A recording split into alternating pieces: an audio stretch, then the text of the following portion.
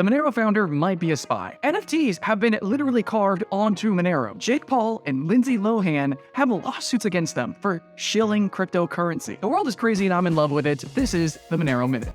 So Monero founder, Riccardo Spagni, recently denied allegations that he was an Interpol informant, something that would be kind of like serious allegations for anybody, but let alone somebody who was the founder of a privacy coin. Regardless, it's sort of just like rumors and speculation, and regardless actually of how serious it might be, how real it could be, how substantial the evidence might be, which is like whatever, basically, in the end, it kind of doesn't matter. Worst case scenario, actually, Monero is going to be completely and perfectly fine. Really, honestly, I just want to talk about the Monero community. It's open source. This software isn't just any one man or a small team. It is all of us. And it has an incredibly strong ethos and moral backbone, foundation that can't be so easily cracked. With the indomitable community and a privacy-first focus, basically what's going to happen is if there is any cracks, which we will be talking about in a second news story after this, basically we're going to fix it. We're going to find it and we're going to move forward over those horizons.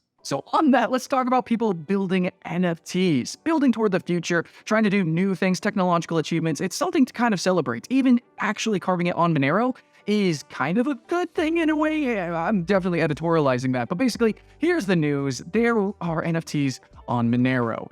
And actually, that's such a horrible and bad thing. But in an antagonistic sort of way, it's good that people have tried this, pushed Monero to its limits, tested us as a community, and we very quickly, vocally turned around and are attempting to repair, fix, and prevent anything like this to ever happen again. So, just quick rundown of the history. Monero Punks was the first NFT to be literally printed, stamped, carved into the coin. And this is kind of different from NFTs and how they're standardly bit because normally it's actually sort of a link to an image. The image is just sort of like, I don't know, a ticket that, hey, you did go to the concert, you purchased access to this concert, but it's not like the actual concert. I know, super vague, the blockchain, all that stuff, you guys probably get it. But in the end, this one's different. Working with the ordinals, you can actually put data into the blockchain and actually print, basically, the NFT inside of the blockchain. Now, this makes it non-fungible, and this is exciting probably for many other coins. I know the Bitcoin community is hyped up about it. Monero community not so much, because this is a privacy coin. It's focused on security and being fungible, which means like any dollar, like any coin, it can be traded and you won't know the difference. There's no traceability with that. But if you can actually stamp a dollar, you can trace that dollar. And also, it's just sort of perverts the moral. It's against the ethos of Monero. And man, what a cool, awesome, and I think utopic solar punk sort of ethos it is, which is why I'm here. But in the end, yes, it's cool that we have this antagonistic force come and prove that you can actually put data into coins like this. And now we are quickly correcting that. So the community hasn't just been vocal, it is taking action. So in response to the new Monero Ordinals project, Monero devs have decided to promptly merge Tevador's proposed patch PR8733, which limits the maximum size of where they put the NFTs, the TX extra field that's allowed in the transaction. That is now going to be reduced to 1 kilobyte. So it'll be much harder to put entire images on there. Still, though, I think this actually opens a door, in a good way, to potential other damages or where people can inscribe data into our fungible tokens and how we can actually prevent that. So, all in all, heroes and antagonists, you know what? We all came together and we're moving forward together. And I really appreciate that. And the last news story I have today is sort of dramatic. But basically, yeah, Jake Paul, Lindsay Lohan, and more have been charged with illegally shilling cryptocurrency. So not quite directly like a crypto problem or a Monero problem, but this is actually something to celebrate. Not that I like these celebrities and they actually do some social good, but in the end, there was some shenanigans. There's always going to be shenanigans with crypto, NFTs, stuff like that. We're going to report on it, but I don't know. It kind of doesn't matter. Bad news is in a way good news because this actually kind of legitimizes cryptocurrency as a whole. And Monero, especially trying to be the cash of the internet, I don't think you guys would be excited about it. So yes, we had some celebrities shill cryptocurrency without telling governing bodies, and that's sort of bad. Regardless if it's crypto, if it's toys, if it's video games, if it's anything, as an ex-YouTube influencer, totally understand this law, you gotta say, hey, I'm paid for this. And they didn't do that. So obviously it's kind of a nothing burger drama, but there is some nuance here actually.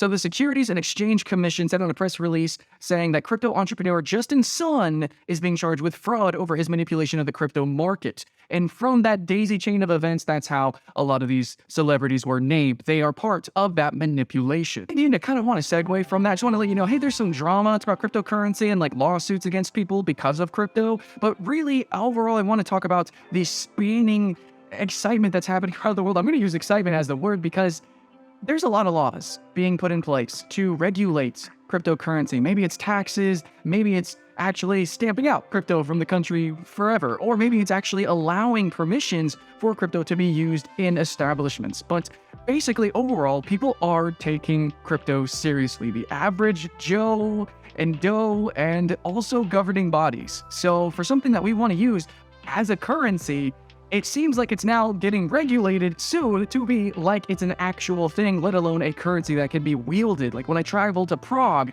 when I go anywhere around the world, maybe potentially one day, Monero will just be the standard universal coin, which is kind of what we need for our Type 1 civilizations.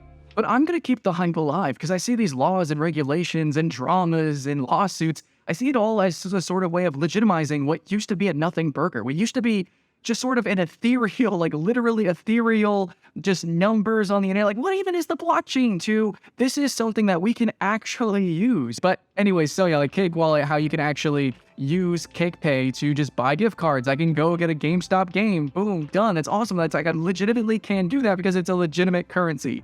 Some people want to delegitimize it, but less and less so, and more governments are taking it seriously. And people who are part of these dramas and things, yeah, it's scandal, but at the same time, it is showing that there is something actually here of substance, whether it's a lot or a little. You know the freaking graphs, you've seen them, and who knows what it is, but in the end, it is something. And I'm excited to be along for the ride. So, hope you guys are too. Make sure to like and subscribe, and stay along for the next week's Monero Minute. That's it. I'm your host, Skylance. Much love, and I'll see you in the next one.